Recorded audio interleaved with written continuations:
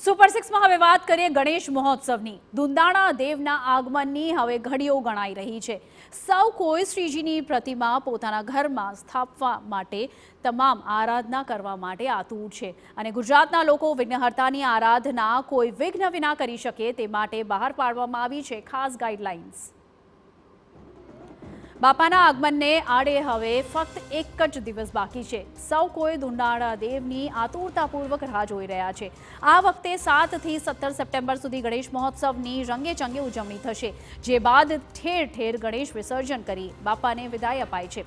ત્યારે પર્યાવરણની જાળવણી પણ થાય છે અને વિસર્જન દરમિયાન લોકોના જીવ પણ જોખમમાં ન મુકાય તેને ધ્યાનમાં રાખીને ગુજરાતના ચારેય મહાનગરોમાં તંત્ર દ્વારા ખાસ જાહેરનામું બહાર પાડવામાં આવ્યું છે।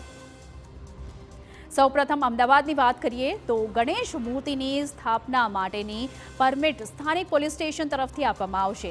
સાથે જ લાઉડ સ્પીકર વગાડવા માટેની પરમિટ પણ જે તે પોલીસ સ્ટેશન તરફથી આપવામાં આવશે।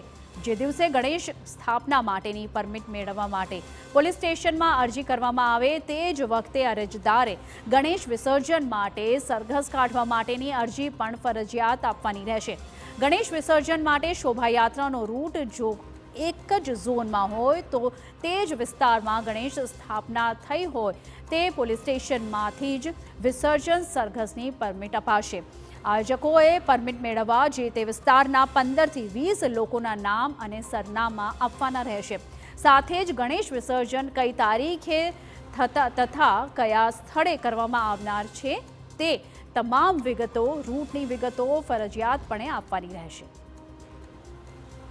તો સુરતમાં પણ ગણેશ વિસર્જનને લઈ પોલીસ દ્વારા જાહેરનામું બહાર પડાયું છે, જે મુજબ ગણેશજીની શોભાયાત્રામાં ઊંટગાડી, બળદગાડું, હાથી કે ટ્રેલરનો ઉપયોગ કરી શકાશે નહીં। આ ઉપરાંત ગણેશ મહોત્સવ દરમિયાન વિભત્સ ફિલ્મી ગીતો કે ધાર્મિક લાગણી દુભાય તેવા ગીતો વગાડવા પર પણ પ્રતિબંધ આપવામાં આવ્યો છે અને સાથે જ સ્થાપના તેમજ વિસર્જનના દિવસે 4 વ્હીલરથી વધુના ટ્રેલરનો ઉપયોગ ગણેશજીની મૂર્તિઓ લઈ જવા ઉપર પ્રતિબંધ રહેશે।